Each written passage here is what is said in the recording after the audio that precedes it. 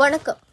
சென்னை திருவொற்றியூரில் திமுக தலைமையிலான விடியா ஆட்சியில் கடந்த 5 ஆண்டுகளாக மின்கட்டணம், சொத்து வரி மற்றும் அத்தியாவசிய பொருட்களின் விலைவாசி கடுமையாக உயர்ந்துள்ளதாக குற்றம் சாட்டி அதிமுக சார்பில் விழிப்புணர்வு பிரச்சாரம் மேற்கொள்ளப்பட்டது.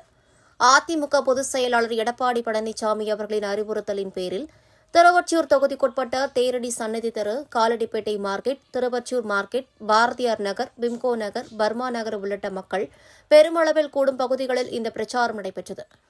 திருவொற்றியூர் முன்னாள் சட்டமன்ற உறுப்பினர் குப்பன் தலைமையில் 7வது வார்டு கவுன்சிலர் டாக்டர் கார்த்திக் முன்னிலையில் அதிமுக நிர்வாகிகள், வட்ட செயலாளர்கள், தகவல் தொழில்நுட்ப பிரிவு நிர்வாகிகள் மற்றும் தொண்டர்கள் பெருந்திரளாக கலந்து கொண்டு கடை உரிமையாளர்கள், வணிகர்கள் மற்றும் சாலையோர வியாபாரிகளை நேரில் சந்தித்து விடியா ஆட்சியின் விலைவாசி உயர்வால் ஏற்பட்ட பாதிப்புகளை விளக்கினர்.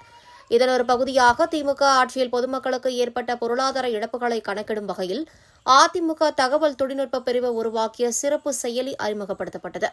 விடியா ஆட்சி உங்கள் வீட்டு பில்லே சாட்சி என்ற முழக்கத்துடன் இந்த பிரச்சாரம் முன்னெடுக்கப்பட்டது.